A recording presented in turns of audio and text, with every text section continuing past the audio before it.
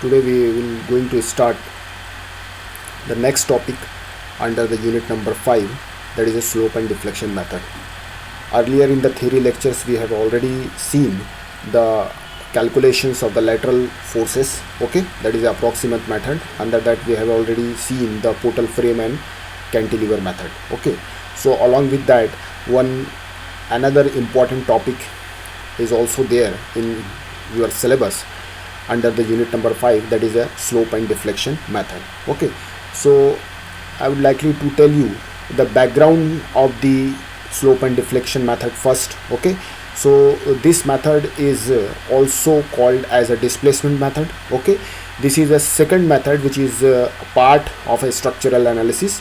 The first method which is associated with the displacement method is the three moment equations, okay, that we have already seen in the unit number 1, okay. So as this is also a displacement, a type of method is a displacement method, so under this method also we can easily calculate the unknowns, okay, reactions, and by the virtue of which we can easily plot the bending moment as well as the shear forces, okay. So this method is applicable for the indeterminate structures, okay. So let us start with the slope and deflection method, okay. So as shown on the screen, if you see that in this method the unknown joint rotation and the displacement are determined, which are then converted into the final members or moments. So let us see one example. Suppose this is a continuous fixed beam which is having one end is fixed and another end is free, okay. So under this we can have a theta A, theta B and theta C, okay. That is the rotation which takes place under the joint A, B and C. So A will be always 0 as it is a fixed support, so there will be no displacement and no rotation at all. Whereas in case of the joint or the support B and C, there will be a formation of the theta B and theta C. So these two unknown we will find by using this method. Another example is a continuous beam which is having support A and C is there, as both the supports are a free support, so therefore ultimately the theta, the slope formation will be 0 on the free support. But as support B is an intermediate support, so here the formation of the slope will be there, which can be calculated as theta B. So you will come across this type of numericals under this chapter. So first of all, let us see the derivation part of the slope and deflection method. Now suppose if you consider a fixed beam, okay, which is having a certain loading, suppose a UDL is acting as well as a point load or a eccentric load is acting, then we know that because of the fixity on either support, it will be subjected to the moment. First, on the left hand support, always a moment as an anti-clockwise moment will be formed, which may be called it as forces of the moment as a M of AB, whereas on right hand side it will be form a clockwise moment as BA. Now as we know that because of the external loading, if you see, it will form a theta A like this. The slope formation will be there and the beam will be going to sag like this. The beam will be going to be sag like this under the external loading. So theta A will be formed under the sagging as well as this part. So because of that, 4EI theta A by L, this particular formula will be generated as a moment, okay, under the support A.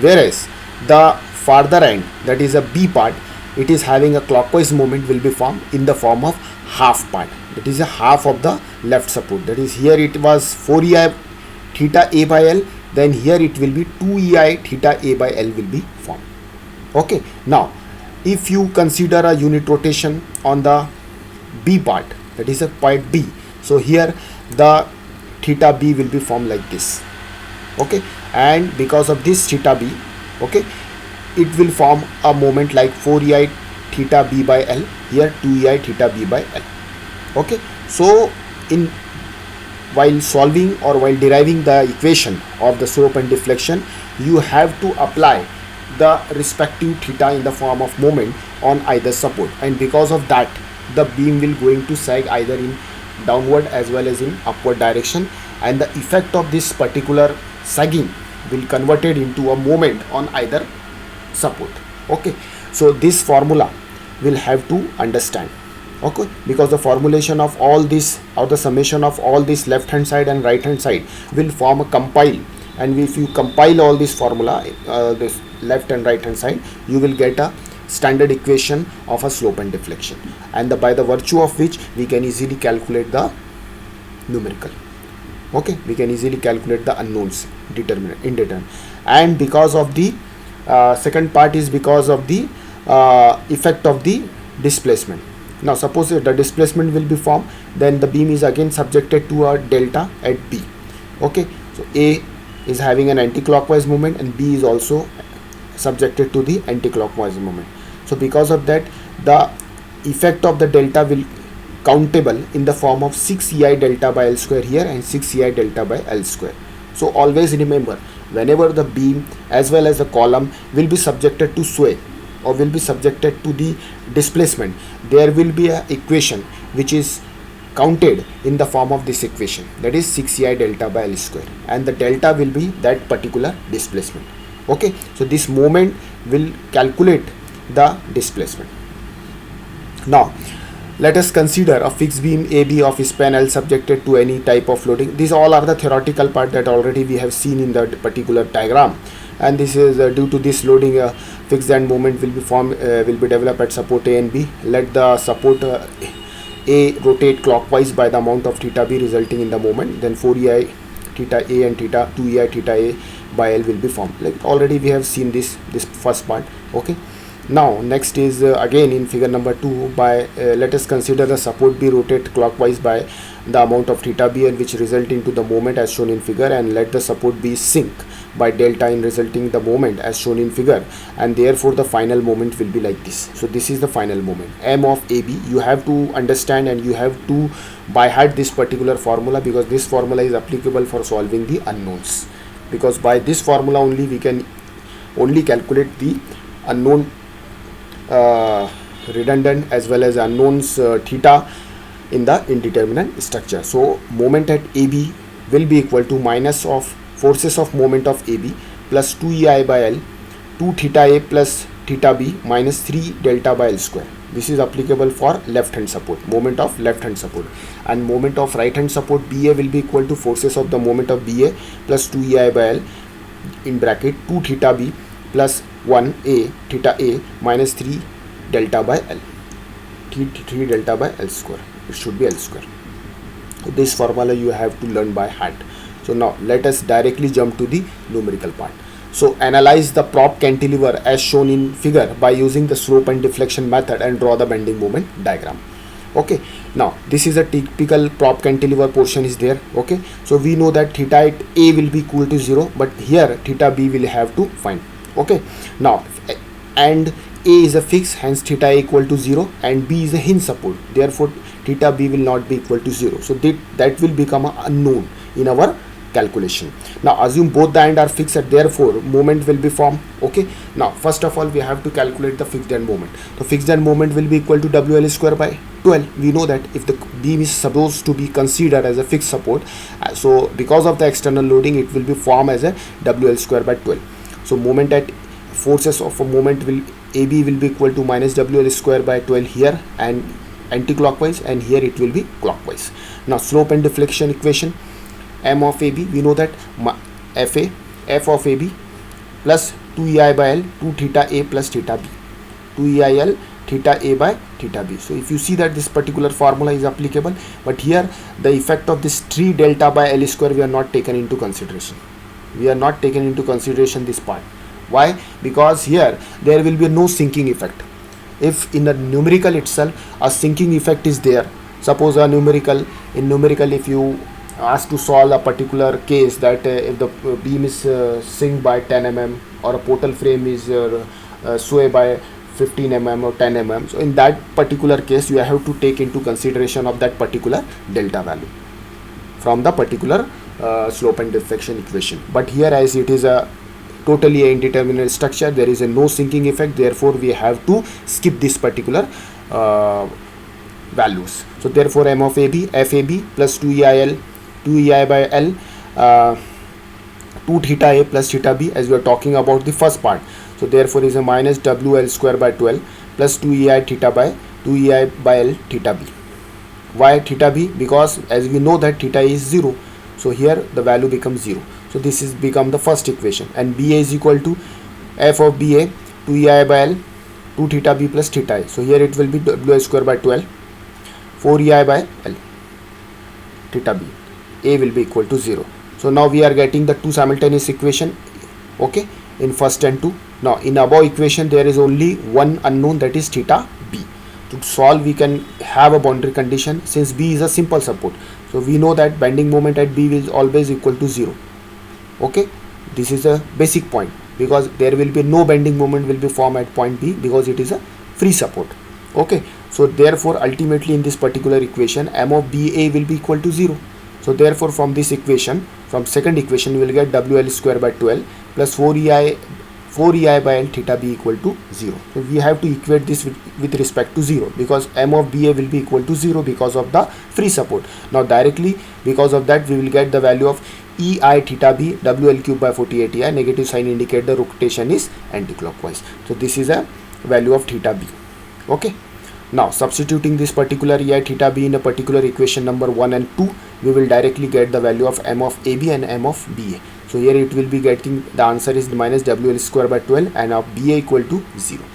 So ultimately BA moment will become 0. Now MBA has a 0 moment because of it is a hinge support. So directly we can mark as M of AB as an anti-clockwise moment on the fixed side, and we'll get the free body diagram like this. Okay, now consider a free body diagram of a beam and find the reaction using the equilibrium condition. Now suppose we have to calculate the reactions also. Okay, so what we have to do, first of all we have to convert this particular redundant structure into a free body diagram, into a simple support. So consider it is a RA, it is a RB, and MA is also there. Now summation of moment at B equal to 0. So RA into L is equal to MB into WL square by WL into L by 2. So finally answer of RA will be 5 by 8 WL, and similarly RB equal to 3 by 8 WL, like this. Okay, so this is the way by which we can easily calculate the reactions. Okay, now after getting the reactions and moment, okay, we can problem can be treated like this. Okay, this is a compiled form of a diagram, and this is a free body diagram type of image. That is, if you merge this particular UDL as well as this particular WL square by 8 values, then you will get the answer like this. So we have to separately calculate or separately draw the particular diagram for this. So here it will be, the sagging moment will be formed as a bending moment because of the external loading. So therefore WL square by 8 will be there, here WL by 8 is there. So if you compile this, you will get the final answer. So finally the bending moment will be W square by 8 here, and maximum will be here by this, and the effect of shear force will be 5 by 8 W8 here and 3 by 8 WL here, like this.